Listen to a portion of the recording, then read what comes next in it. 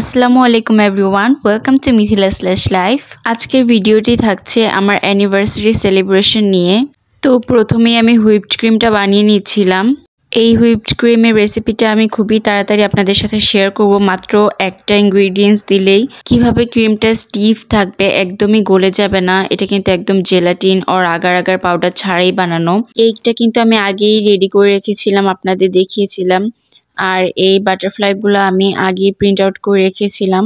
এরকম একটা সিম্পল একটা ভিন্টেজ লুক দিয়েছিলাম কেকটাকে। কেকটা কিন্তু দেখতে খুবই সুন্দর হয়েছিল।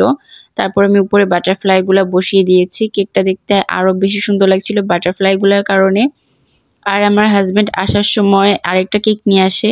আমি অনেক মানা করেছিলাম যে কেক না আনতে, তারপরও একটা কেক নিয়ে আসে। তারপর আমি রেডি হওয়া শুরু করি। আর আমার হাজব্যান্ড এই কাফতানটা গিফট করেছিল, তো আমি ডিসাইড করি যে এটাই আজকে পরবো। এই কাফতানটা খুবই সিম্পল ছিল, অনেক বেশি সুন্দর ছিল, আমার অনেক বেশি ভালো লেগেছে। আর এই তো আমি সেই দিন এরকম একটা লুক করেছিলাম, আর সাথে ম্যাচিং করে ইয়াররিংও পরে নিয়েছিলাম। এই ইয়াররিংগুলো আমি যে পেজ থেকে নিয়েছি সেই পেজটা আমি ট্যাগ করে দিব। তারপর আমি কেকটাতে একটু ক্যান্ডেলগুলো লাগিয়ে নিচ্ছিলাম। এই ক্যান্ডেলগুলোর শেপ আমার কাছে অনেক বেশি ভালো লাগে। আর এই তো সবগুলো কমপ্লিট করে ফেলেছি। তারপরে আমরা কেক কাটতে চলে যাই। এই তো Happy birthday to you. Happy birthday to you. Happy birthday, Aram. Mummy के खाए दो, पापा के खाए दो। নাও মামিকে খাওয়া দাও, এটা নাও মামিকে খাওয়া দাও।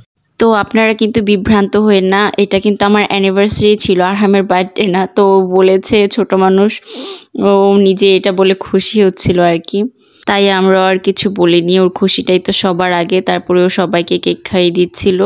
তারপরে আমরা আরেকটা কেক কাটি, তারপরে ও ওর মামাকে কেক খাইয়ে দেয়। আসলে আমাদের অ্যানিভার্সারি হলে কি হবে, খুশিটা কিন্তু ওই হচ্ছিল, আর আমাদের সব খুশি কিন্তু ওকে ঘিরেই। মাশাআল্লাহ, আল্লাহুম্মা বারিক লাহু, সবাই ওর জন্য দোয়া করবেন। তারপরে তার মামাও একটু কেক খাইয়ে দেয়, আর সবাই কেক খেয়ে বলছিল যে আমার বানানো কেকটাই মজা হয়েছে বেশি। তারপর আমি সবগুলা গিফটস নিয়ে আসি আপনাদের দেখাবো তাই, কারণ সব গিফটস তো আমি আগেই দেখে ফেলেছি। আর আমি এতগুলা গিফটস পেয়ে অনেক বেশি খুশি ছিলাম আলহামদুলিল্লাহ। প্রথমে ছিল সুন্দর এই ইয়েলো রোজটা, তারপরে ছিল সুন্দর এই শাড়িটা, একটু গোল্ডেন কালারের মধ্যে, অনেকটা আমার ড্রেসের কালারের সাথে ম্যাচ হচ্ছে কিন্তু শাড়িটার। এই শাড়িটা আমার অনেক বেশি পছন্দ হয়েছে। আমি যখন এগুলো সুন্দর করে স্টাইল করে পরবো তখন আরও বেশি ভালো লাগবে। আর এখানে কিন্তু 3টা শাড়ি আছে টোটাল, তো আপনারা অবশ্যই আমাকে জানাবেন কোন শাড়িটা বেশি সুন্দর হয়েছে। তারপরে ছিল এই কাতান শাড়িটা। এই শাড়িটার কালারও আমার কাছে অনেক বেশি ভালো লেগেছে। আর আমার কাতান শাড়ি পরতে বরাবরই অনেক ভালো লাগে, কারণ এগুলো সবসময় পরা যায়। এই টাইপের শাড়িগুলো কিন্তু সবসময় ট্রেন্ডি, আমার অনেক বেশি প্রিয়। এই টাইপের শাড়ি আমার অনেক আছে, আর এখন নতুন আরেকটা যোগ হলো। আর এইটা হচ্ছে আরেকটা শাড়ি, এটা জর্জেটের মধ্যে ছিল, পুরোটাতে সিকোয়েন্স ওয়ার্ক ছিল। এই শাড়িটা কিন্তু অনেক বেশি সুন্দর ছিল, আর কালারটাও আমার অনেক বেশি পছন্দ হয়েছে। সামনে যেহেতু বিয়ের প্রোগ্রাম আছে, তো আমি এই শাড়িগুলো থেকে একটা পরবো হয়তো, আর আপনাদের দেখাবো। আর আপনারাও কিন্তু জানাবেন এই 3টা শাড়ি থেকে কোনটা বেশি আমাকে মানিয়েছে, আর আপনাদের কাছে 3টা শাড়ি থেকে কোনটা বেশি ভালো লেগেছে। আর আমার এইরকম হালকা কালার বরাবরই অনেক বেশি পছন্দ। তারপরে আমি ব্যাগটা যখন ওপেন করে দেখি কাচের চুড়ির একটা বক্স। এই গিফটগুলো কিন্তু ও একদম আমাকে সারপ্রাইজ দেয় এনে, তো আমি এই গিফটগুলোর কথা জানতাম না। তো এই বক্সটার ভিতরে ছিল আরও একটা বক্স। তো এইটা খুলে দেখতে পেলাম ছোট্ট একটা কিউট একটা ইয়াররিং আছে। এই ইয়াররিংটা আমার কাছে অনেক বেশি ভালো লেগেছে। তারপরে আমি খুলে দেখি 2টা চুড়ি আছে।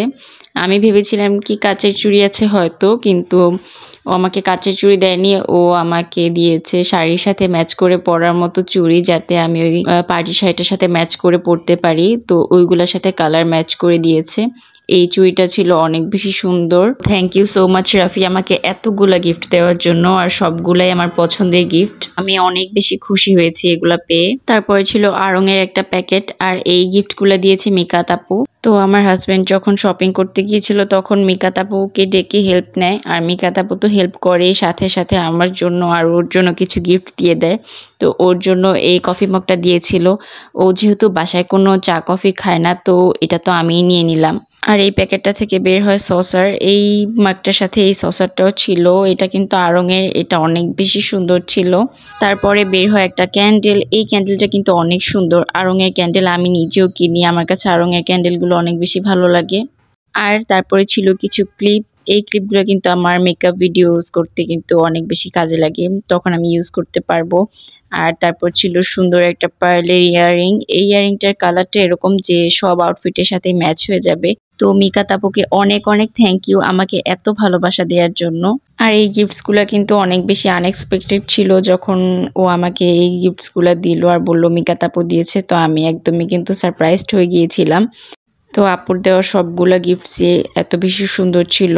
আপু সবসময় আমার পছন্দ বুঝে গিফট দেয়, যার কারণে আপুর দেওয়া প্রতিটা গিফটই আমার অনেক বেশি ভালো লাগে। আপুকে আবারও থ্যাংক ইউ জানাই।